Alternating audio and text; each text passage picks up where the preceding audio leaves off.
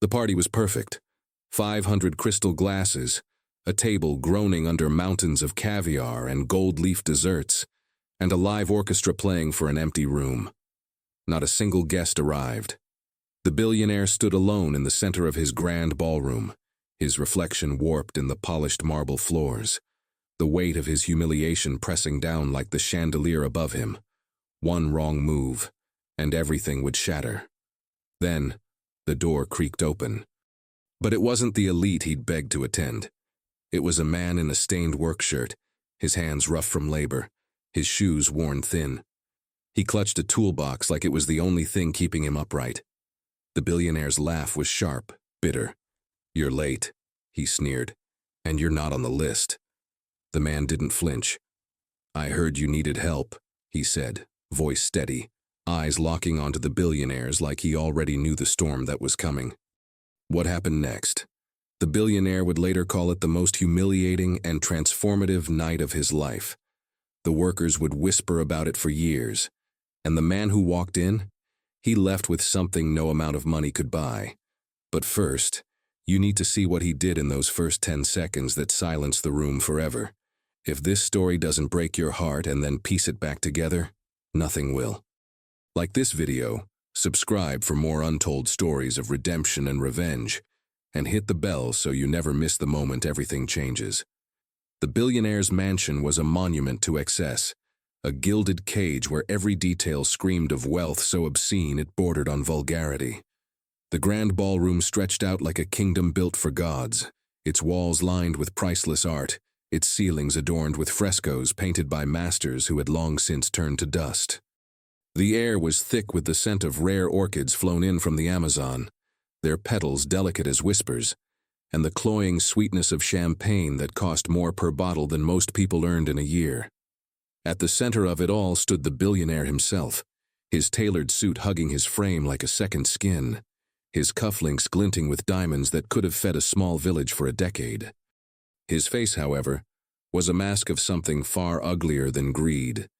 It was the raw, unfiltered shame of a man who had just been abandoned by the very people he thought he owned.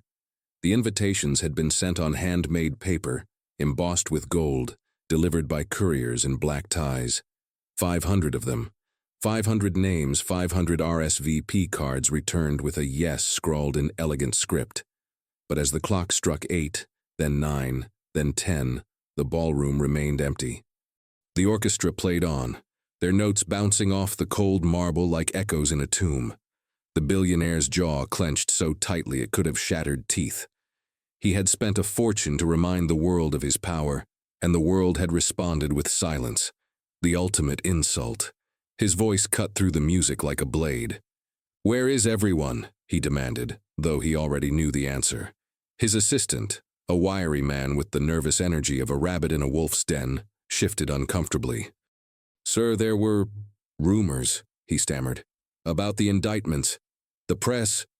The billionaire's hand lashed out, sending a glass of champagne crashing to the floor.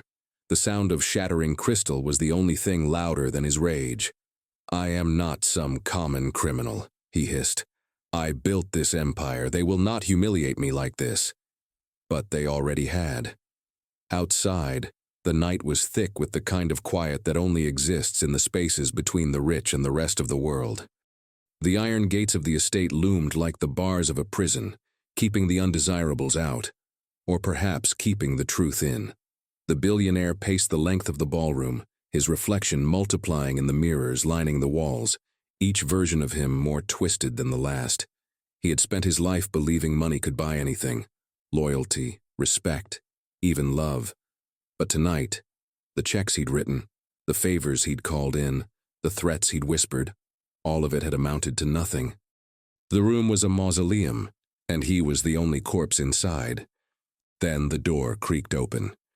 It wasn't the grand entrance of a late-arriving socialite, all apologies and air kisses. It was the hesitant push of someone who didn't belong, the sound of a man who had spent his life being told where he wasn't welcome. The billionaire turned, his expression morphing from fury to disbelief as his eyes landed on the figure standing in the doorway. A man in a faded work shirt.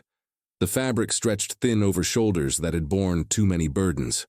His hands were rough, calloused from years of labor, and the toolbox he carried looked like it had seen more honest work than the billionaire had in his entire life. The man's gaze flicked around the room, taking in the opulence with something akin to awe, but his voice was steady when he spoke. "I heard you needed help," he said, and the words hung in the air like a challenge. The billionaire's laugh was sharp, a sound that could have cut glass. "Help?" he echoed, his voice dripping with disdain. "And what, pray tell, could you possibly fix here?" His eyes raked over the man, lingering on the worn-out shoes, the way his hair was just a little too long, the way he carried himself like someone who had long since stopped caring what people like the billionaire thought of him. The workers scattered around the room, waiters, valets, the poor souls paid to make the night run smoothly, exchanged glances. They knew this wasn't going to end well. The man didn't flinch. He set his toolbox down on the nearest table, the sound of metal on wood ringing out like a gunshot. "The sound system," he said simply. "I was told it wasn't working." For a moment, the billionaire just stared at him, his mind racing. This wasn't part of the plan. This man wasn't supposed to be here. He wasn't on the list. He wasn't anyone. And yet, here he was, standing in the middle of the billionaire's carefully constructed world like he had every right to be there. The billionaire's lips curled into a sneer. "And who the hell are you?" he demanded, his voice low and dangerous. The man met his gaze, unblinking. "Just a father," he said, and the words landed like a stone in the billionaire's chest. "Trying to do what's right." The room seemed to hold its breath. The orchestra's music had long since faded into silence, the musicians watching the scene unfold with wide eyes. The billionaire's fingers twitched, as if itching to lash out, to remind this intruder of his place. But there was something in the man's eyes, something steady, something unbroken, that gave him pause. And then, the man reached into his toolbox. The sound of metal shifting against metal filled the silence, and for the first time that night, the billionaire felt something he hadn't expected to feel at all: fear. The toolbox landed on the polished marble with a thud that seemed to shake the very foundations of the mansion. The billionaire's eyes narrowed as the man, this nobody, unlatched the rusted clasp and lifted the lid, revealing an array of tools that looked like they'd seen a lifetime of hard work. Wrenches with worn handles, pliers scarred from use, a screwdriver with its tip slightly bent from prying open things that weren't meant to be opened. The kind of tools that fixed real problems, not the kind that polished the egos of men who thought they ruled the world. The billionaire's lip curled in disgust. "You think you can just walk in here and—" "I can fix it," the man interrupted, his voice quiet but firm, the kind of voice that didn't need to shout to be heard. He didn't wait for permission. He didn't bow or scrape or offer empty apologies for existing in a space he hadn't been invited to. He just moved, his steps purposeful, like a man who knew exactly what he was doing. The billionaire's jaw tightened. No one spoke to him like that. No one moved like that in his presence. He was used to people shrinking, to heads ducking and eyes averting. But this man... He walked straight toward the sound system as if he owned the place. The workers froze. The valets stopped mid-step. Even the orchestra members who had been pretending not to watch now stared openly. The billionaire's fists clenched at his sides. "You weren't invited," he snapped, his voice a whip crack of authority. "You don't belong here." The man didn't turn around. He knelt in front of the sound system, his fingers brushing over the tangle of wires and buttons like a doctor assessing a patient. "No," he said, his back still to the billionaire. "I wasn't." And then, softer, almost to himself, "But neither is anyone else, it seems." The words hit like a slap. The billionaire's face flushed, the humiliation of the empty ballroom crashing over him again, sharper this time. He took a step forward, his polished shoes clicking against the marble. "You have 3 minutes," he said, his voice icy. "Then you're out, and if you touch anything you shouldn't, I'll make sure you never work in this city again." The man didn't react. He just nodded once as if the threat meant nothing to him and got to work. The billionaire watched, his chest tight with something he couldn't name. Rage, maybe, or something worse. curiosity. Who was this man? Where had he come from? And why, in a room full of people paid to obey his every whim, was this the one who didn't flinch? The seconds ticked by. The man's hands moved with a precision that spoke of years of practice, of late nights and early mornings, of a life spent fixing things that other people had broken. The billionaire's gaze flickered over him, taking in the way his shoulders strained against the fabric of his shirt, the way his forehead creased in concentration. There was something familiar about him, though the billionaire couldn't place it. Something in the set of his jaw, the way he held himself, like a man who had nothing left to lose. Then the music started.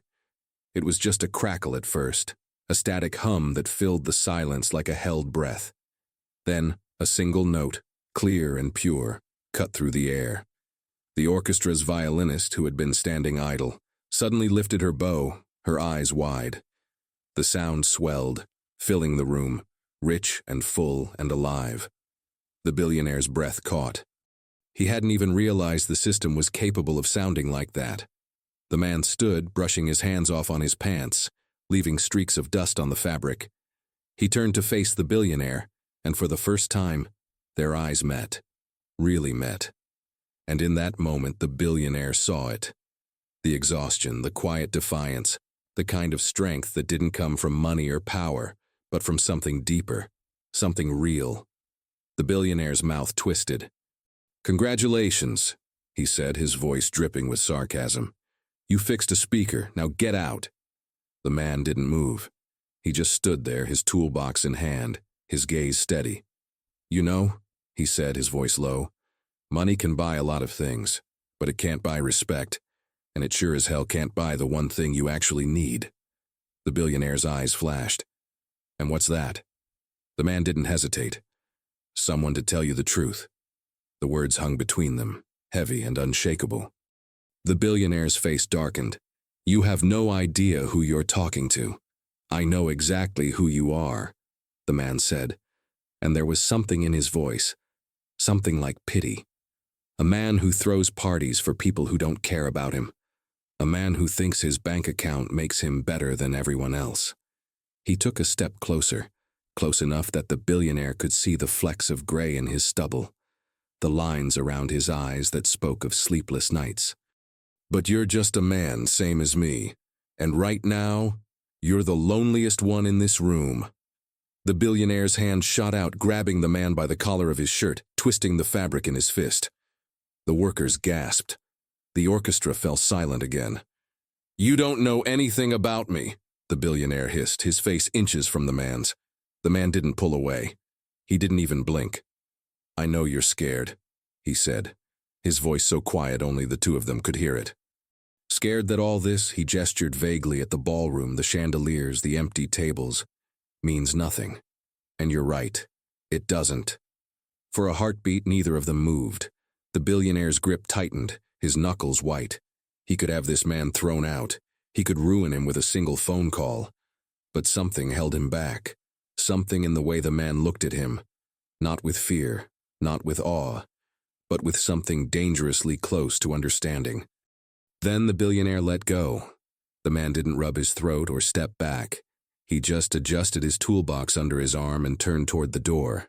But before he walked away, he paused. "You ever wonder why no one showed up tonight?" he asked, his voice carrying across the silent room. "It's not because of the indictments, it's because they don't respect you. And you know what? Neither do I." The door closed behind him with a soft click. The billionaire stood there, his chest heaving, his mind racing. The music played on, mocking him. The empty chairs seemed to laugh. And for the first time in his life, he felt it. The cold, gnawing emptiness of a man who had everything and nothing all at once. The workers exchanged glances. The orchestra shifted uncomfortably. The billionaire's hands trembled at his sides. And then, from the doorway, a voice. Soft, but unmistakable. "Sir?" The billionaire turned. His assistant stood there, his face pale. "The police are here," he said. "They have a warrant." The billionaire's stomach dropped, but that wasn't what made his blood run cold. It was the realization that the man, the father, had left his toolbox behind, and inside it, tucked beneath the wrenches and the pliers, was a single photograph. A photograph of the billionaire's estranged daughter. What do you think the photograph means? Drop your theory in the comments below. The photograph was face down on the marble floor, slipped from the toolbox when the billionaire had knocked it over in a fit of rage. His fingers trembled as he reached for it, as if the paper itself might burn him. He flipped it over, and the world seemed to tilt beneath his feet. There she was, his daughter. Not the polished, poised socialite he remembered from the society pages, but a younger version of her smile bright and unguarded, her arms wrapped around the shoulders of the man who had just walked out of his mansion. The man, the father, who had looked him in the eye and told him the truth no one else ever dared to speak. The billionaire's breath hitched. His daughter's face was pressed against the man's shoulder, her eyes crinkled with laughter, her trust in him absolute. They were standing in front of a small, weather-beaten house, the kind of place the billionaire wouldn't have spared a second glance at if he'd driven past it. But there she was, happy, alive, in a way he hadn't seen in years. His hands clenched around the photograph, the edges digging into his palms. How did this man know her? The questions burned in his mind, but before he could process them, the sound of heavy footsteps echoed through the ballroom. The police. They were here for him. The billionaire shoved the photograph into his pocket just as the officers stepped inside, their badges glinting under the chandeliers. "Mr. Alden," one of them said, his voice flat, professional. "We have a warrant for your arrest on charges of fraud, embezzlement, and tax evasion. You have the right to remain silent." The words blurred together. The billionaire barely heard them. His mind was still on the photograph, on the way his daughter had looked at that man, like he was her hero. Like he was the one who had been there when the billionaire hadn't. The cuffs clicked around his wrists, cold and final. The officers let him out, past the gaping workers, past the orchestra members who had long since stopped playing, past the empty tables set for a feast no one would ever eat. The iron gates of his estate swung open, and for the first time in his life, the billionaire wasn't in control. He was just another man in the back of a police car, watching his empire crumble through the window. But that wasn't the worst of it. The worst was the realization that the man, the father, had left something else behind. A name, scrawled on the back of the photograph in faded ink, Lena and Daniel. Daniel. The billionaire's stomach twisted. He knew that name. He'd seen it in the files, buried deep in the legal documents his team had tried to hide from him. Daniel Mercer. The mechanic who had sued his company years ago. The one who had lost everything when the billionaire's lawyers had torn his case apart. The one whose wife had died in the accident caused by one of the billionaire's faulty products. The one whose daughter, his daughter, had been left with nothing but a father who worked himself to the bone to keep her fed. The police car turned onto the main road, the mansion shrinking in the distance. The billionaire's mind raced. Lena. His daughter's middle name. The name her mother had given her. The name he had erased from every legal document after the divorce. How had Daniel known? How had he found her? The answers hit him like a freight train. His daughter had reached out to Daniel. Or maybe Daniel had reached out to her. Maybe she had needed someone, anyone, who would treat her like a person instead of a pawn in her father's games. Maybe she had needed a father who actually cared. The billionaire's chest tightened. He had spent her entire life buying her silence, her obedience, her presence at his side when it suited him. He had given her cars, jewelry, apartments in the most expensive parts of the city, but he had never given her what she really needed. Him. And now, it was too late. The police station was a stark contrast to the opulence of his mansion. Fluorescent lights buzzed overhead. The air smelled of stale coffee and antiseptic, and the faces around him were hard, indifferent. The billionaire was led to a holding cell, the door clanging shut behind him.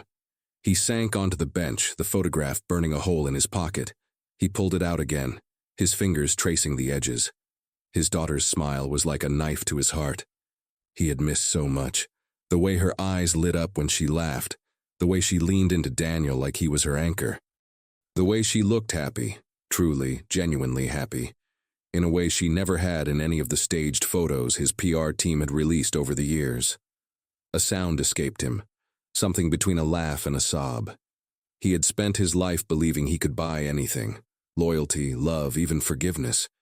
But the one thing he had never been able to buy was the thing he needed most, his daughter's trust. And now, Daniel had it. The billionaire's mind flashed back to the way Daniel had looked at him in the ballroom, not with fear, not with awe, but with something like pity. "You're the loneliest one in this room." The words echoed in his skull.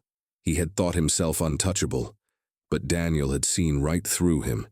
He had seen the emptiness, the desperation, the man behind the money, and he had walked away. The billionaire's hands clenched into fists. He had spent his life crushing people like Daniel, people who dared to stand up to him, who refused to be bought. But Daniel hadn't just stood up to him. He had exposed him, in front of his workers, in front of himself. And he had done it with nothing but the truth that the billionaire was a fraud, the truth that all his money, all his power, meant nothing without the one person who was supposed to love him unconditionally, his daughter. The cell door creaked open. A lawyer, one of his many high-priced sharks, stood on the other side, his expression grim. "We've got bail set," he said, his voice clipped. "But you need to prepare yourself. The press is having a field day, the board is in panic mode, and your daughter—" The billionaire's head snapped up. "What about my daughter?" The lawyer hesitated. "She's been trying to reach you, but she's not alone." The billionaire's blood ran cold. "Who's with her?" The lawyer's gaze flickered away. Daniel Mercer. The name was a punch to the gut. Daniel, the man who had walked into his mansion like he owned it, the man who had looked him in the eye and told him he was lonely, the man who had his daughter's trust, the man who had just taken everything from him. The billionaire stood, his body moving on autopilot. "I need to see her." The lawyer shook his head. "That's not a good idea right now. The press—" "I don't care about the press," the billionaire snapped, his voice raw. For the first time in his life, he didn't care about the cameras, the headlines, the world watching his every move. He only cared about one thing. "I need to see my daughter." The lawyer opened his mouth to argue, but the look in the billionaire's eyes stopped him. He sighed, nodding once. "I'll make the call." The billionaire turned back to the photograph, his fingers trembling. He had spent his life believing he was invincible, but Daniel had proven him wrong. And now he was about to find out just how much he had lost. The lawyer's phone call was short, tense. The billionaire barely heard the words, just the cold confirmation that his daughter was at Daniel's home, a modest house on the outskirts of the city, the kind of place the billionaire would have driven past without a second thought, the kind of place where people actually lived, not just existed behind gilded cages. The lawyer warned him against going, against making a scene, against giving the press more ammunition. But the billionaire wasn't listening. For the first time in his life, he didn't care about the consequences. He only cared about one thing: seeing his daughter's face before it was too late. The drive felt like an eternity. The city blurred past the windows of the car, the skyline of his empire shrinking in the rearview mirror. His hands clenched in his lap, the photograph of Lena and Daniel burning in his pocket like a brand.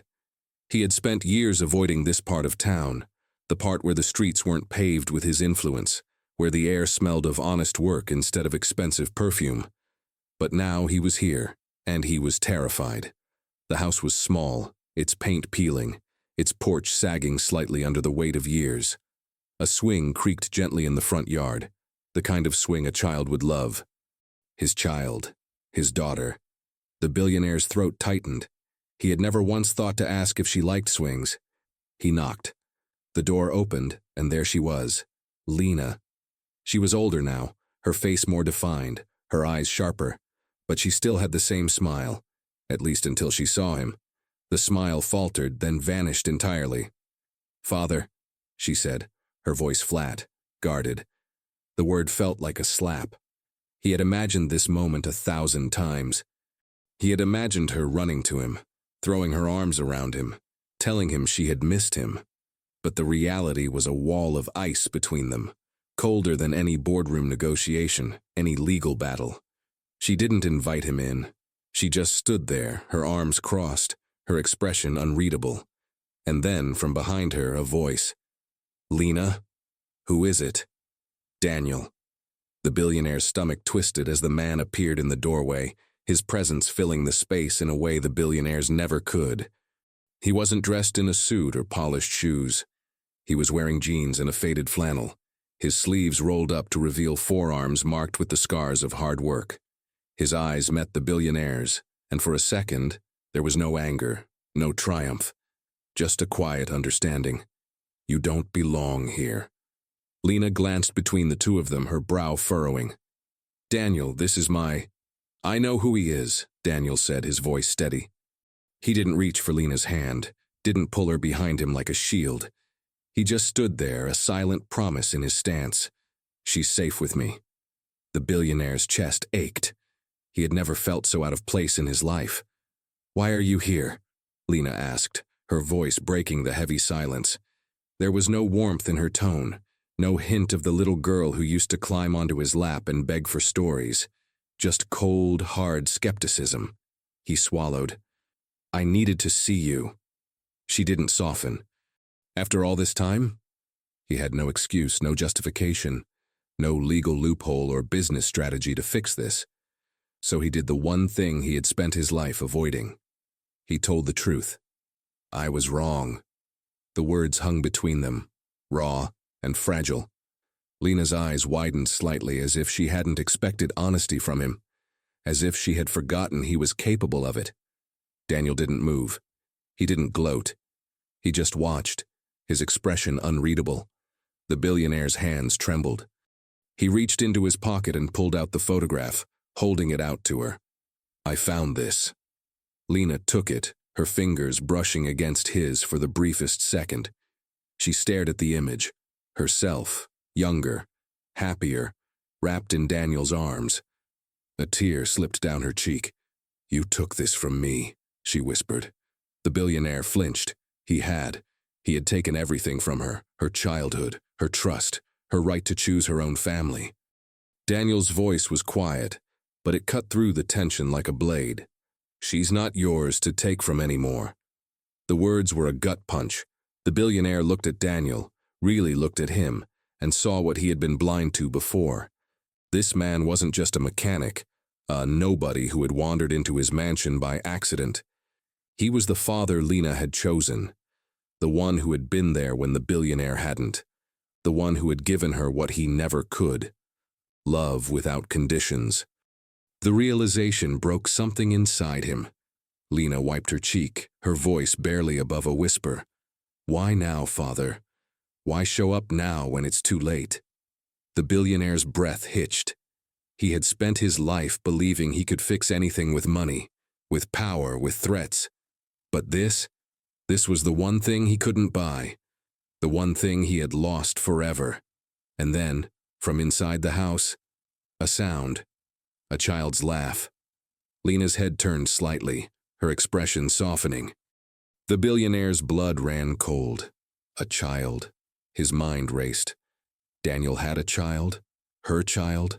Lena followed his gaze, her eyes flickering with something like defiance. "There's someone I want you to meet," she said, her voice steadier now. The billionaire's world tilted. Daniel stepped aside, his silent invitation, or was it a challenge, hanging in the air. Lena turned and walked back into the house, leaving the door open. The billionaire stood frozen on the porch, the weight of his life pressing down on him.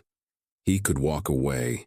He could get back in his car, return to his lawyers, his money, his crumbling empire. He could pretend this moment never happened. Or he could step inside. And for the first time in his life, he didn't know which choice was the right one. The billionaire's shoes felt too heavy as he crossed the threshold of Daniel's home. The air inside was warm, thick with the scent of something cooking. Maybe soup, maybe stew. The kind of meal made with care, not by a chef paid to impress, but by hands that knew the weight of love. The walls were lined with photographs, Not of empty ballrooms or polished trophies, but of laughter, of birthdays, of a life lived. And there, in the center of it all, was Lena, kneeling beside a small wooden table where a little girl, no older than 5, was coloring with the kind of focus only children possess. Her dark curls bounced as she giggled, her tiny fingers smudged with crayon marks. The billionaire's breath caught. His granddaughter. Lena turned to him, her expression unreadable. "Father," she said, her voice soft but firm. "This is Sophie." The little girl looked up, her eyes wide and curious. She had Lena's smile. And, God help him, she had his eyes. The realization hit him like a tidal wave. This child was his blood, his legacy, and he had almost missed her entirely. Sophie tilted her head. "Who are you?" The question was innocent, but it cut deeper than any courtroom verdict. The billionaire opened his mouth, but no words came. What could he say? "I'm the man who abandoned your mother. I'm the reason she had to find a family elsewhere. I'm the stranger who showed up too late." Daniel stepped forward, his hand resting gently on Sophie's shoulder. "This is your grandfather, sweetheart," he said, his voice careful, neutral. But his eyes locked onto the billionaire's, a silent warning. "Don't you dare hurt them." Sophie's face lit up. "I have a grandpa?" The word was a knife twist. The billionaire had imagined his grandchildren growing up in mansions, attending elite schools, their lives mapped out in trust funds and boardroom deals. But this little girl with her crayon-stained hands and her unguarded joy, was more real than anything he had ever built. Lena's voice was quiet. "She doesn't know you, Father. She doesn't know any of this." She gestured vaguely around the room, the modest furniture, the worn but loved toys, the life he had missed. "Because you weren't here." The billionaire's hands clenched. He had spent his life believing he could outrun his mistakes, that money could erase the past. But standing in this house, surrounded by the family he had ignored, he understood the truth. Some debts couldn't be paid. Some wounds couldn't be healed with a check. Sophie slid off her chair and toddled toward him, her small hand reaching out. "Do you want to color with me?" The question was so simple, so pure. The billionaire's vision blurred. He had spent decades surrounded by people who wanted something from him. Money, power, influence. But this child? She was offering him the one thing he had never been able to buy. A second chance. He knelt, his expensive suit crumpling against the worn rug, and took her hand. It was small, warm, real. "I'd like that," he whispered. Lena watched, her arms crossed but her eyes were wet. Daniel stood back, his expression guarded, but he didn't stop it. Maybe he understood, in his own way, that this moment wasn't about him. It was about a man who had spent his life building walls, finally letting one crumble. As Sophie chattered about her drawing, a house, a family, a grandpa with a big, big car, the billionaire felt something inside him shift. It wasn't absolution. It wasn't forgiveness. It was something harder, something raw. Hope. Maybe he couldn't undo the past. Maybe he didn't deserve to. But maybe, just maybe, he could be better. For her. For them. The front door clicked shut behind him as he left hours later, Sophie's drawing tucked carefully into his pocket. The mansion loomed ahead, its lights cold and empty. He didn't go inside. Instead, he turned to his lawyer, who had been waiting in the car, his face a mask of impatience. "Sell it," the billionaire said. The lawyer blinked. "The mansion? Sir, that's not—" "All of it," the billionaire interrupted. "The houses, the cars, the businesses. Liquidate everything." He looked back at Daniel's home where the lights were still warm in the windows. "I'm done living in a ghost town." The lawyer opened his mouth to argue, but the billionaire was already walking away. Not toward the mansion, but toward the small, unassuming house where his daughter and granddaughter were waiting. Where, for the first time in his life, he might actually belong. The camera pulls back as the billionaire knocks on the door again, his posture different this time. No arrogance. No demands. Just a man, finally ready to ask for what he couldn't buy. A family. If this story broke your heart and then stitched it back together, smash that like button, subscribe for more powerful tales of redemption, and hit the bell so you never miss the moment everything changes. And tell me in the comments, do you think the billionaire deserves a second chance? Or is some damage too deep to fix?